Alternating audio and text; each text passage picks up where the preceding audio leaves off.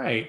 Well, hello again, everybody. I'm Rich Eisen, and you are at the Open Mic, where I, on a fairly regular basis, not as regular as in the past, it seems like of late, but where I regularly talk to writers, agents, editors, and other folks from the publishing industry. And today, I'm really thrilled. I'm joined by we've all heard of the triple threat in the entertainment: singer, dancer, actress, but in our world, we have editor, agent, writer. Liz Kracht. How are you doing today, Liz? Great. How are you? Oh man, I'm fabulous. I'm going to apologize to anybody right up front if you hear a strange squeaking noise off in the background. I am on puppy wrangling duty today. She's probably going to go to sleep, but she's got her little squeezy toy. So if you hear it, it's not me. I promise, it's her. So, well, Liz, it's great to see you. I really am excited to talk to you today because you are so well versed in so many areas of the publishing industry. But I want to start out first talking about your writing. And for those who don't know, Liz is the author of The Author's Checklist, an agent's guide to developing and editing your manuscript, right here. And if you haven't got this book yet and you're an aspiring author, let me just say, what are you waiting for? Because this is a great book. There are so many craft books out there, and so many of them focus just on the art and craft of writing. And that's great. Those are really valuable. But this is one of the first ones I've seen where it just really helps you tie up those things at the end and make sure you've asked yourself every question that needs to be asked, and that it's incredibly valuable. So tell me about the book before I blather on about it, and and what aspiring authors can expect to see when they read this book. Well, the book was sort of born of a number of years of just realizing I was giving out the same advice to writers. And so, I had always wanted to be a writer myself, but, when I was younger, I realized, well, what do I have to say? I don't know what I have to say. But as I kind of began in the publishing industry, which started in newspaper, I just realized it was a really good fit for me career-wise. And so when I became an agent, I still had these sympathies for writers because I know, how hard it is. And I'd been on the other side of it, kind of working on book proposals and things like that. But when I became an agent and I started to get submissions, I started to see just how big of a gap there was between what we feel is ready and what an author feels is, might be ready. And there's a reason that, we get a lot of submissions that aren't quite where they need to be, because it's very hard to get feedback, right? But, as the years went on, I just started noticing that I kept giving the same advice. And as I started to do freelance editorial work, I noticed that I was, giving the same advice on, to those writers as well. And so at some point, I think we might have had I might have had a slow period in my income or something. And I was like, what, let me just take a look at this book while I'm not doing much. And I realized I sort of collected a lot of pieces of advice. And so I just started working on that, started working on looking back through all the editorial letters I'd written and all the advice that I know I've given to writers about dialogue or characterization. And I just started, really focusing on how would I structure the book, looking at the easiest way for people to access the information and so how to structure it and what might be missing. And then I just sort of launched off. I did something bad. Well, I would consider it bad. I only sent it out to one editor. I didn't even really kind of launch it out there in a big way like most writers would, like I would suggest most writers did. I just sent it to one person, and about 4 months later, she got back to me and she said, "Is this still available? I like this concept, and we'd like you to add 15,000 more words or something like that. Can you do that?" And so then I really went through the process of, structuring and figuring it out. But basically that was kind of what started it. It was just noticing that I was giving the same advice to people over and over and over again, and that I should collect it all. And then it would be a cheap way for people to kind of realize, okay, these are all the things that other writers are having trouble with. And if I can know this ahead of time, or if I can kind of look through this book before I submit, it might bring me about 2 drafts closer to being ready for an agent. And usually agents, are looking for projects where they're only going to have to go through it once, maybe to go through one more editorial round with them before they send it out. Sometimes if you're a newer agent in the industry, younger, in the industry, you might go through a book 3 times. But as you start to collect clients and you get busier and busier, it becomes difficult to be able to go through something so many times. So you're hoping for things that are, later in your career, you're hoping for things that are, really ready to go. And so that's kind of that's the idea behind the book, is to get writers closer. Is that, like, my empathy for them is like, okay, here's a way that, that you're going to be able to get a little closer, I think. Well, and I've heard you say before, and I think I saw it again, maybe in the book, that most manuscripts are about 4 revisions away from being actually ready to have agents start looking at them. Is that the biggest mistake that a newbie writer makes, or are there others? I mean, because I think most writers would be shocked, and I again, I know this from personal experience. You finish and you polish it a little bit and you think it's ready, but what you're saying is, okay, that's really not true. You might be 3 or 4 or more away from that. Do you find that to be the most consistent mistake writers make, or is there something else that writers often that might be in your book here that help them before they go out and start pitching agents before they're ready? Right. I think that it's just that it's really hard to have that objectivity as a writer. Even for me with my own work, I sent something out that I had to a couple of people, and they're like, God, it takes so long to get going. It takes 7 pages. And I'm like, that's not that long. But then when I'm on the other side of it, I'm like, this is taking too long to get going. We need that in the first 2 paragraphs, And so I think what happens with the 4 drafts, people not being ready, is sometimes people are getting copy edits done on their work before instead of a developmental edit, and a very different kind of editorial process. And so the writing might be technically good, but then as you kind of go along, you're starting to find that certain threads are not explored, that have been opened up, that get left off. Always reminds me of like the Winchester Mystery House in San Jose, where they have all these stairways that go nowhere. And so it's kind of like that in projects too, that there are threads that get opened up, and there's a lot of potential for those threads, but then they never get explored or they drop off. And or you get to the end of the manuscript and you just realize, okay, like one example that I have is there's a woman that I'm going to probably work with freelance that has a really long timeline.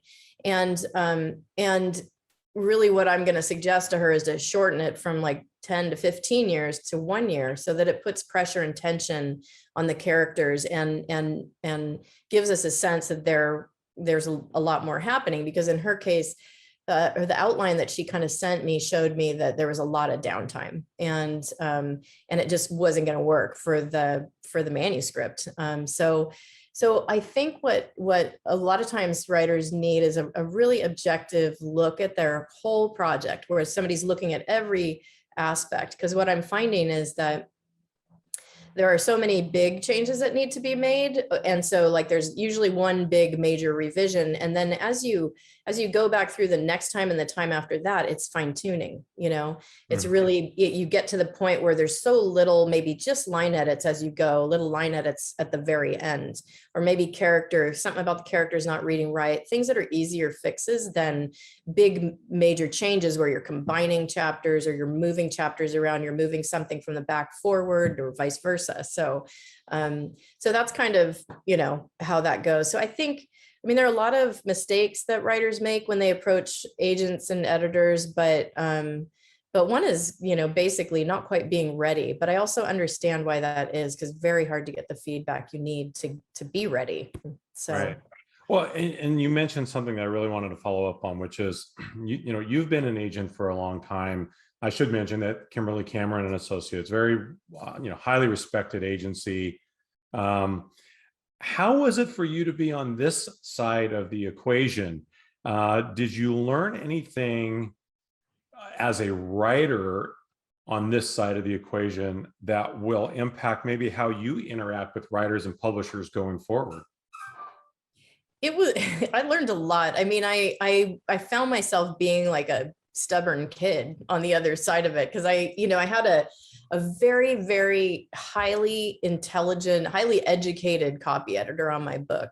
And she just ripped it apart. And it took me, probably when I got my copy edits back, it took me about 2 weeks to even look at them. And therefore I kind of went beyond my deadline. So I had to ask for another week because it was just like, and this happens to writers, you go through it so many times and then you get a big edit like that back and it's just overwhelming, and so I have newfound respect. I know how that is. And of course, everything that she, my editor on the book, Georgia Hughes, said, she goes, it is your book, so you get to decide if you want to accept these copy edits. But she said, I think most of them are pretty good suggestions. And it was a lot. And I got stretched, and the book is much better for it.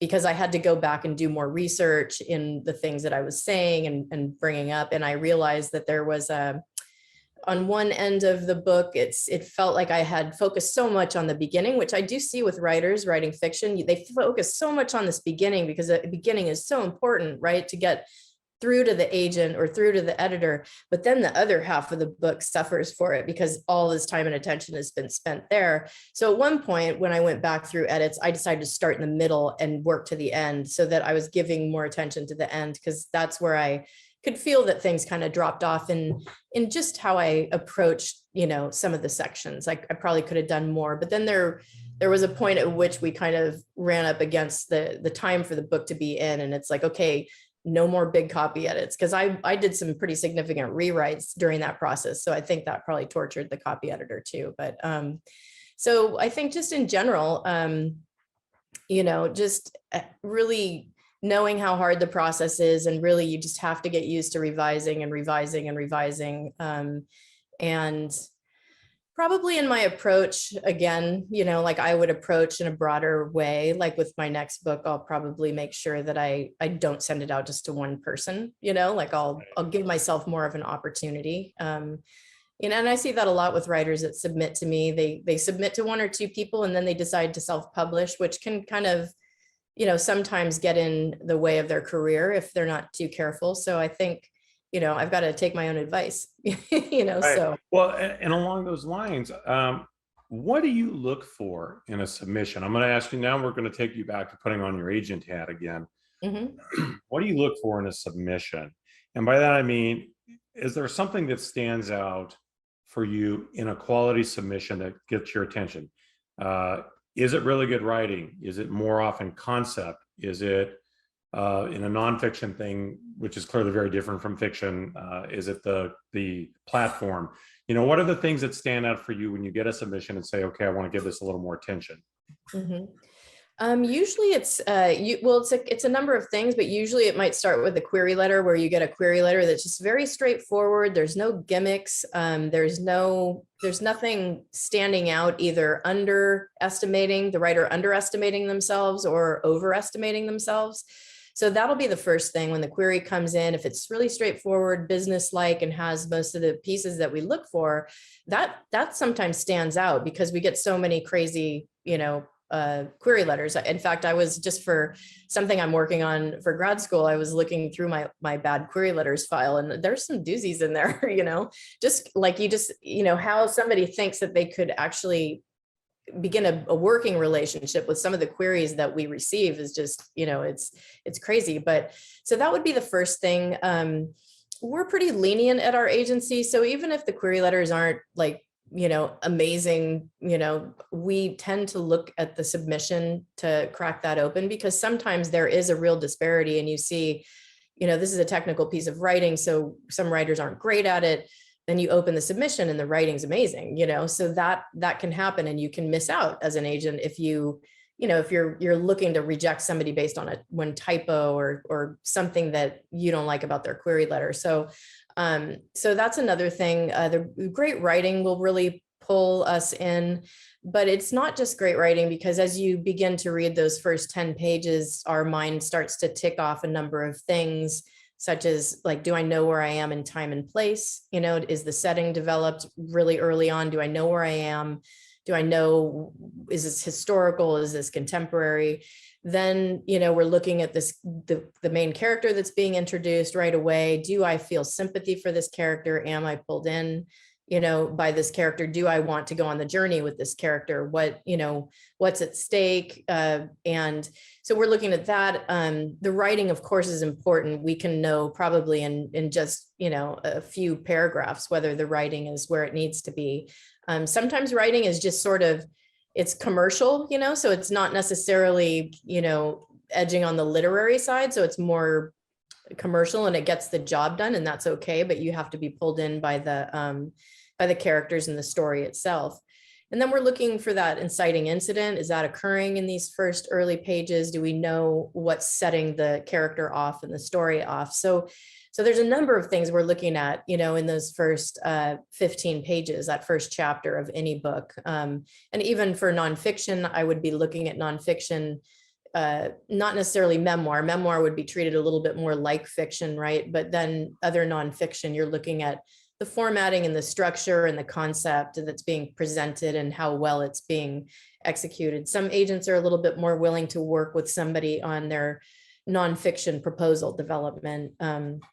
So sometimes those can come in a little shaky or undeveloped, but, you know, with some help, they can, you know, kind of be developed to be more full. But yeah, that's basically it. It's, you know, the writing, but there's a lot of other things as well. Well, and you know, this is is really good information for I think aspiring writers to have, because I think, you know, when you're a writer, and clearly you know this, I mean, you get so invested in this thing that you're birthing this and creating this, even if it's nonfiction, and you forget sometimes how many business considerations are going to be attached on the other end, and thinking even those little things, the setting in place, and how does all of that help you as an agent put this product out there to be sold as a commodity and to try to reach the widest audience possible. It's so hard for a writer because you're just so invested in this thing.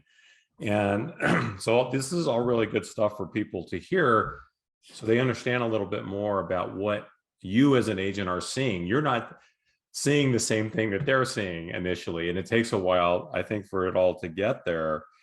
I wanted to touch on this last year and a half because, you know, COVID has been one. This has, of course, been in our lifetimes. None of us has experienced anything like this in our lifetimes. How has the pandemic affected you first as a writer? I'll ask you that first as a writer, because I know a lot of folks it really did impact them when they had books that were scheduled to come out or appearances to be made or what have you. I'll ask you later next about it as an agent, but let me ask you first about it as a writer. How did the pandemic impact you in that way? Well, my book came out. I was one of the poor unfortunate souls whose book came out in 2020. So it came out just before. I mean, my brother was warning me about the pandemic because somehow he really knew about it since December, you know, before of the year 2019. Sorry. Where am I?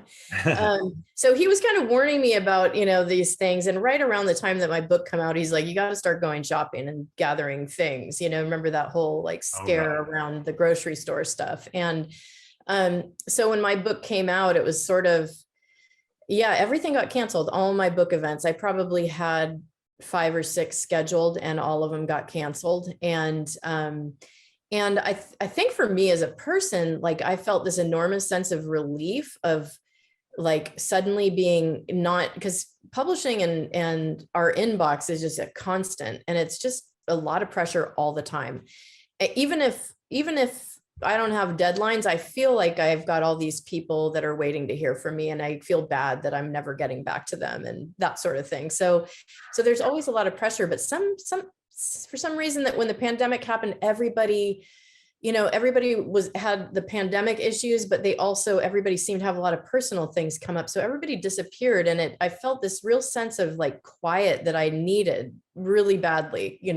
Things just slowed down and everybody was going through so much and nobody was expecting anything of anybody, which was exactly kind of what I needed. And my boss was just like, just focus on yourselves, just take care of yourselves, which was, really amazing. And so I had all my events canceled. And then, subsequently, and I think we've talked about this, I started getting strange migraines, and that really threw off my world for quite a while, because they're the ocular migraines, which are really tricky to deal with. And so I basically took that summer to kind of regroup, and I went and decided to take a move down to where the parents were and my sister, and we kind of bubbled together and just kind of made sure that the parents didn't have to go out much and get, groceries and things like that. So it big shift in my life. But I mean,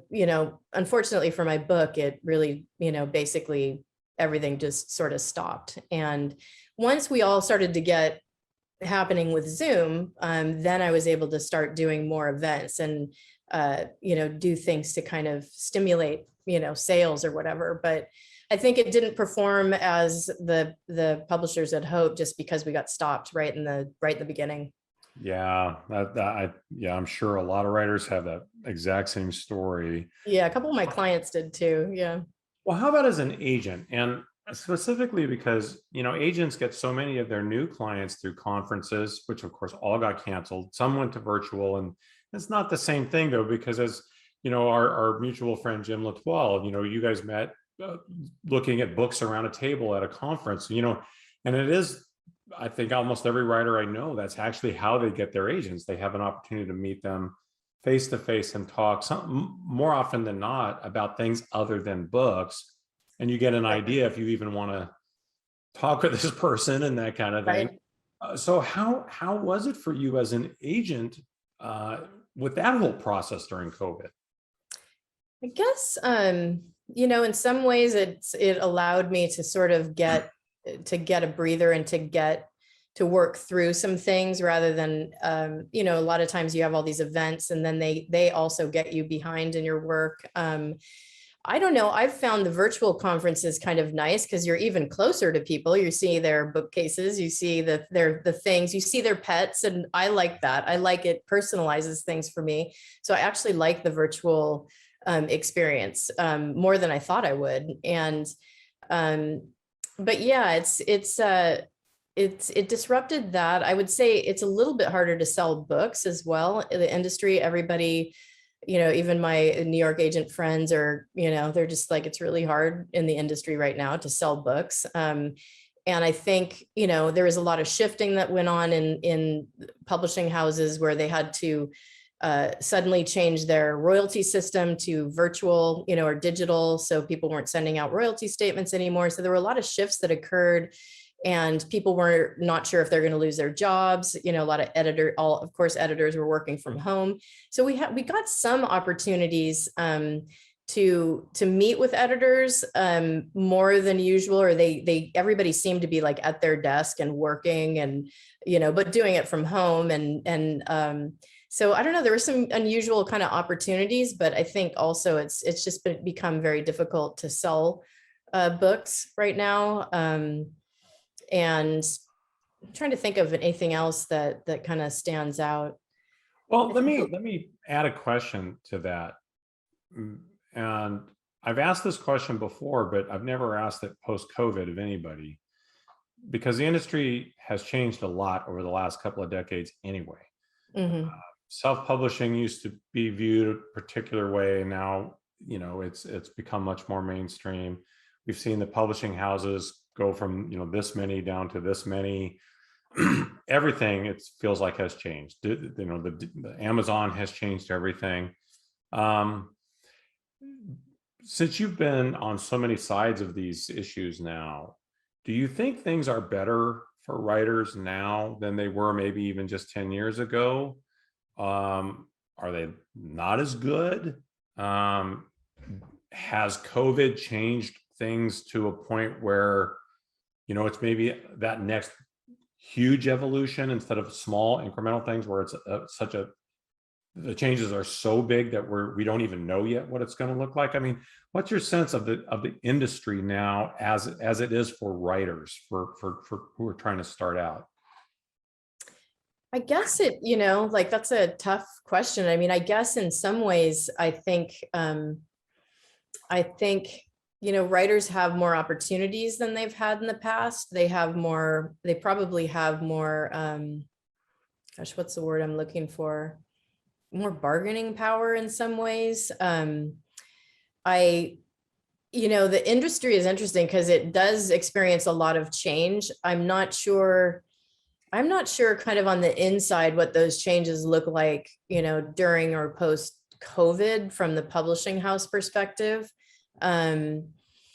But, you know, certainly in 2009, when ebooks kind of came onto the scene and everyone was like, are we gonna, you know, or is everything going to go to ebook now? Is everybody going to shift? I think we eventually saw that no, you know, it didn't totally shift in that direction. I think we still sell more print books.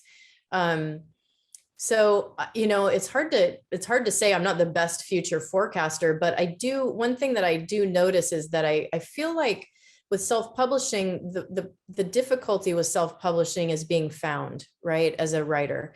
So when you self-publish, and if you're self-publishing just on Amazon or with a small publisher, oftentimes the problem is the distribution, that your book doesn't get out, doesn't circulate in the way that it needs to in order to be found by readers. And so what happens is a lot of people self-publish and they only sell, you know, 1,000 or 500 or 200 books. And then, you know, what I see in the industry still is people will come to me at conferences, even virtual ones, and they'll say, well, I published this book, but, you know, now I'm not really selling any copies because I'm not a good marketer. I'm not a good I'm not good at publicity or marketing. And unfortunately, the industry still looks at you as though, you know, you've published your book, right? You've got an ISBN number, you've published your book, and they can look up your sales and see that you aren't selling any books, or that you haven't sold any books. And so, and it's really not that different from what somebody who goes with an indie publisher experiences, who actually gets the opportunity, has distribution, you know, some of those more mid-sized publishers, but still doesn't sell enough books, because the larger publishers want to see the numbers, and they're like, well, how many did he sell? You know, how many books did he sell? He didn't sell more than 4,000 books. Well, it's not enough for us to take a look at the project. So, and sometimes before we weren't getting that kind of information where they were just outright saying, well, how many books did his last series sell? You know, they would still take a look, or they would say they would take a look, right?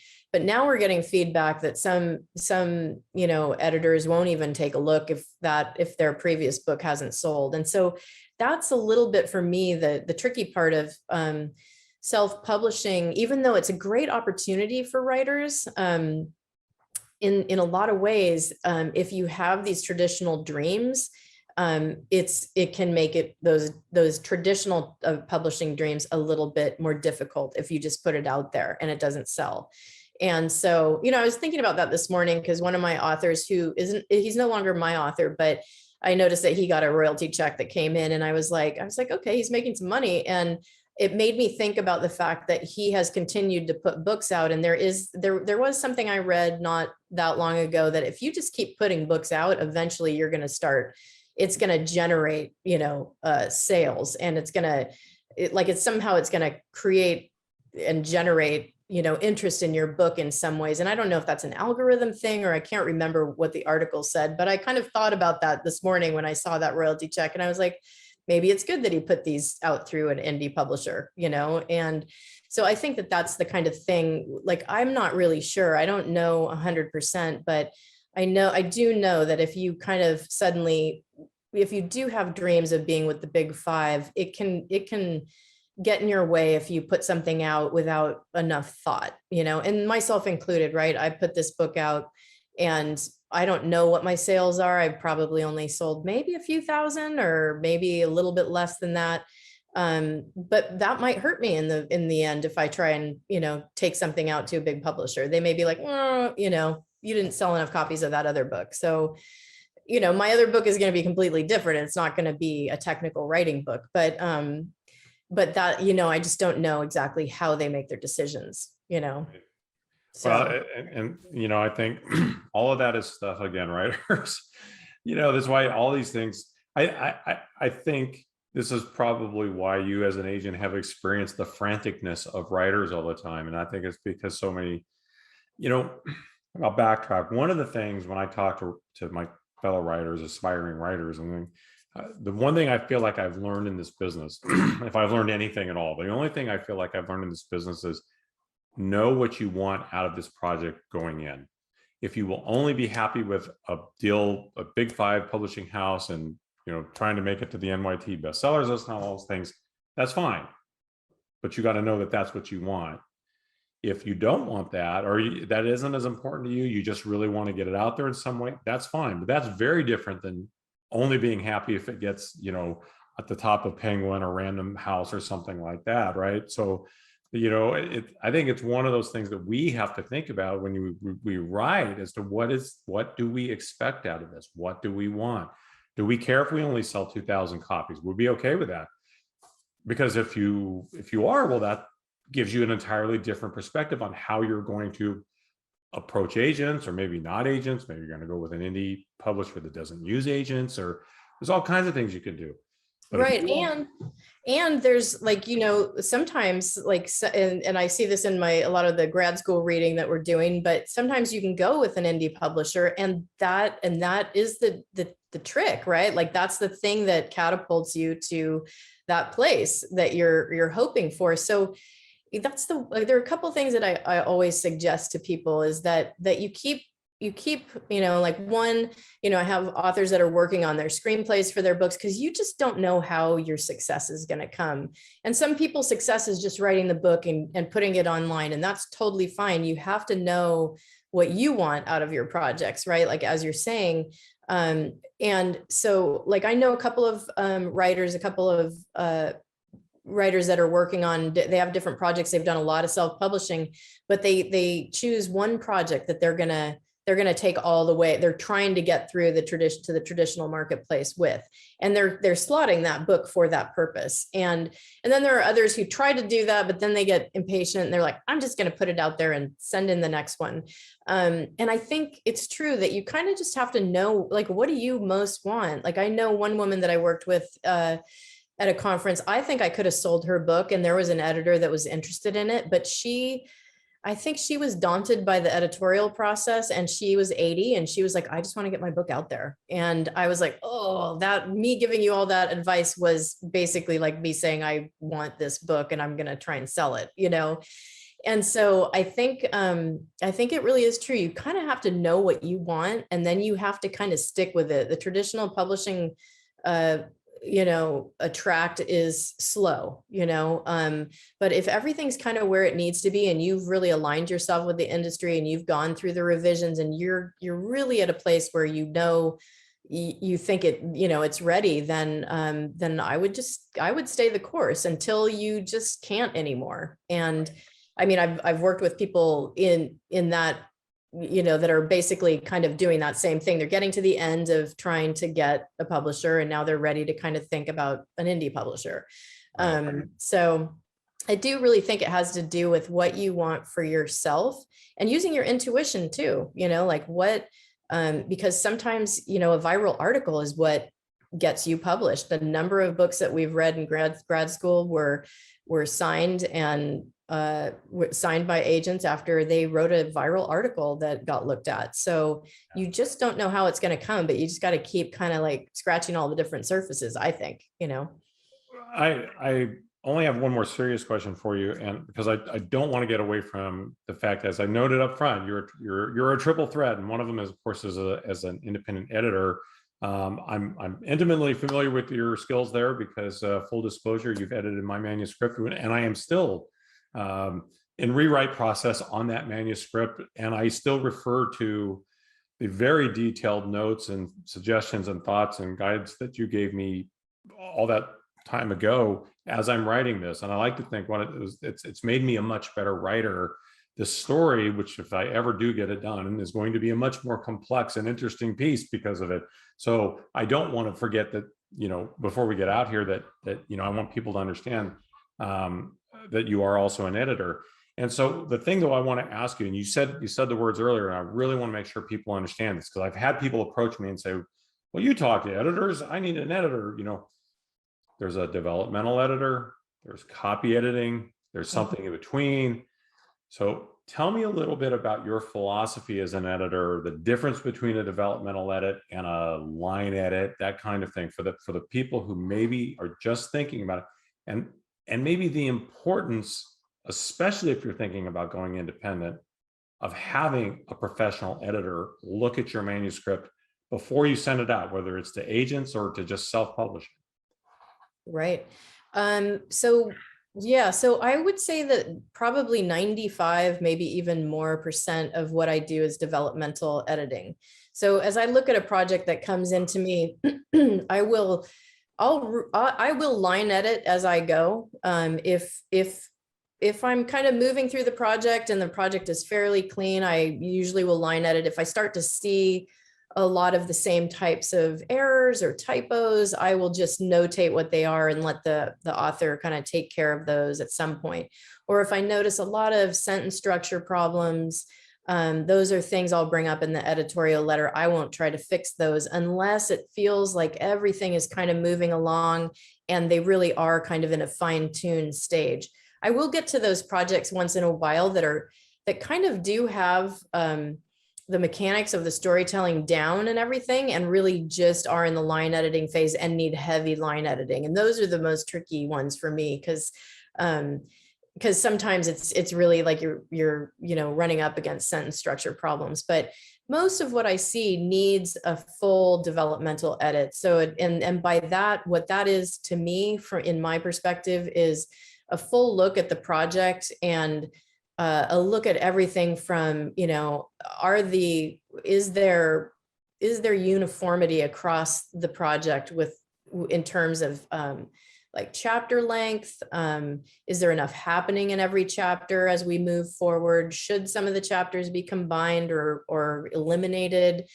Are the story threads being followed? Are there, like we talked about that Winchester Mystery House syndrome, are we being led somewhere that we don't then follow up with or tie up in the end? And that's what I feel most of the projects that I see need. They actually need a comprehensive look at everything from the dialogue. How's the dialogue, looking? Do I like all the characters? What are is the characterization deep enough? So, when you look at the different sections in my book and the different topics, I'm basically looking at everything that crosses my mind. And usually what I do is I try and write those down. I note them as I go on the manuscript, but I also then kind of think about the manuscript for a few days after I read it, and then get into the different headings, whether it's dialogue, characterization, plot, themes, all these different ways that we look at projects. And, great writing is a combination of a lot of different aspects. It's not just that the prose is beautiful, right? Because I've seen those too, where the prose is beautiful, but there's no story, so it's a combination of so many things. And so that's what a developmental editor looks at, is looking at everything. And then the copy editor is really more focused on the line edits. And they do bring up little inconsistencies here, but the inconsistencies should be not very big, very simple things to work on. And, like for example, the copy editor that worked on my book, she noted places where I needed to do a little bit more research or needed to kind of develop something, but they were pretty much across the board okay with the structure that I, created for the book. I put a lot of time and energy into thinking that out. So the copy editor, definitely would be looking at, line edits more specifically, and, they aren't proofreaders, so they're not necessarily proofreading your work, although we all do a little bit of that as we go as well. So, personally, I think people, most writers need a developmental editor, somebody that will look at the entire project and call out every single thing that they see. That's what I try to do. Sometimes I'll get a project that is so raw and so in the development phase that it doesn't make sense to call out everything, because there are certain basic things that need to happen first before we get to some of the other deeper issues of a project.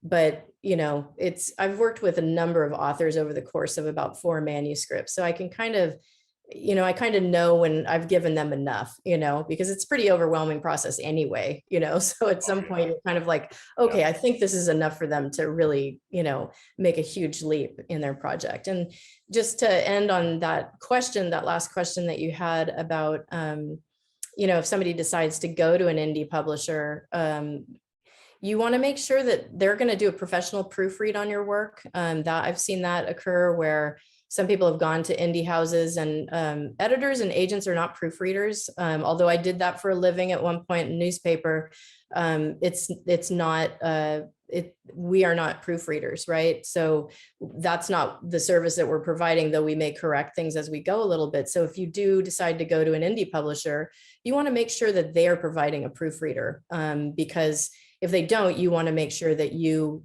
have that done on your end. And I think even before going to an indie publisher, you would want to make sure you have a copy edit, because you don't know exactly how much effort and time they're going to put into your manuscript, or whether they're just going to put it out there. So that would be, and I've seen both happen. So you'd want to just be a little careful on that side. Well, I will tell you, as someone who has been writing professionally for over 3 decades now, every piece of writing, whether it's 5 words or 500,000, could use an editor. I've been an editor for a very long time too in the news game, and I can tell you, or sometimes I look at my own stuff from a few years ago. I'm like, oh God, oh yeah, where was my editor on this, for crying out loud? Right. Well, I don't want to keep you too long, but I always like to end on one question that I intend to be fun.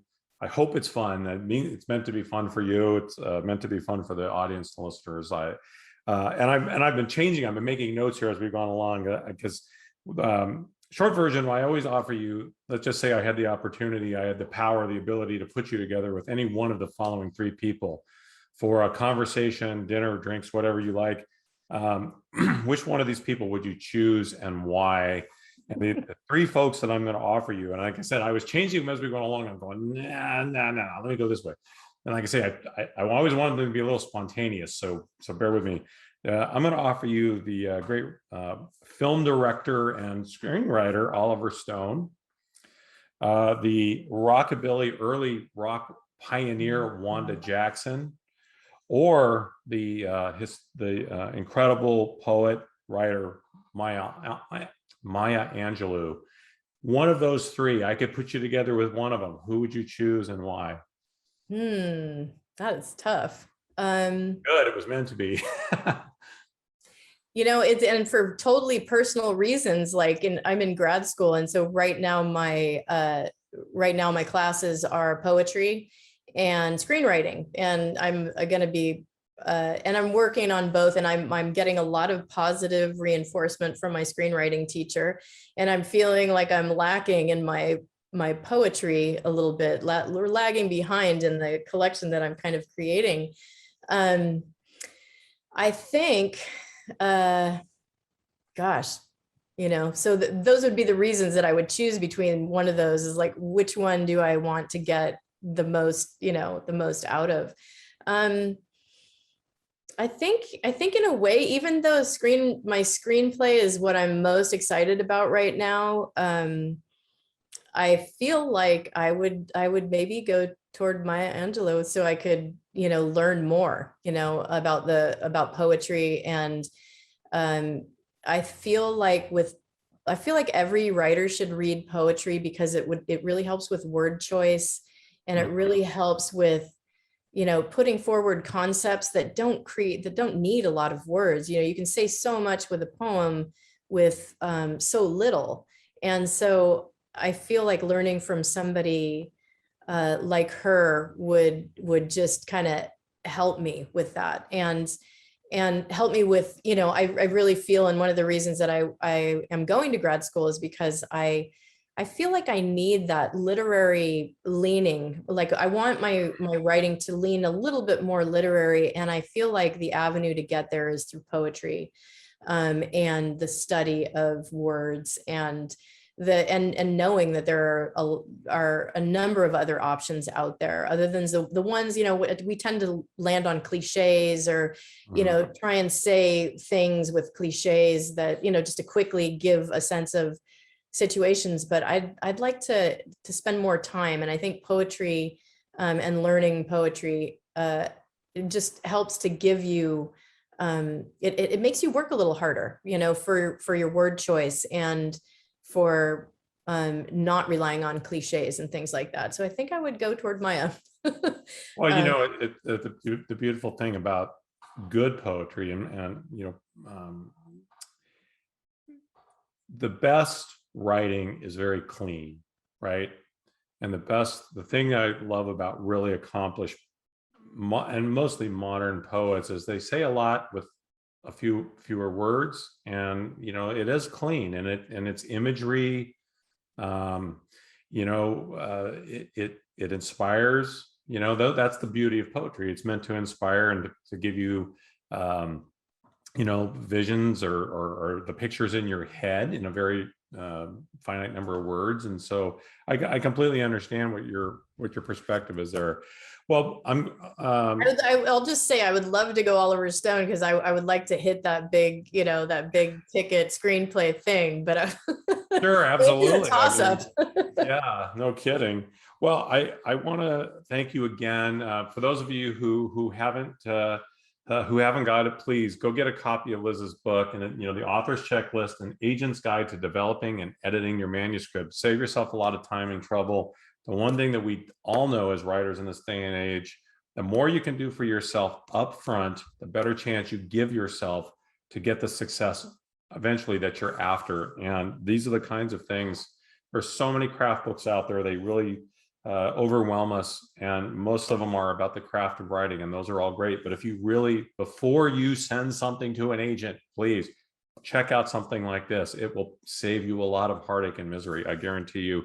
Liz, thank you again. I really appreciate it. It's always wonderful to talk to you. Your insights are incredibly valuable, I'm sure, to everyone who will be watching this, to who will now be inspired to go take another look at their work in progress and go, okay, let me think about this a little bit. So stay with me for just a minute. Everybody else, thank you again. I'm Rich Ehisen. Pleasure always to have you here on the open mic. Join me again next week. I'll have another author here to talk about their work. So until then, have a great day and stay safe. We're not out of this pandemic yet, so please stay safe, be smart, be kind. Talk to you.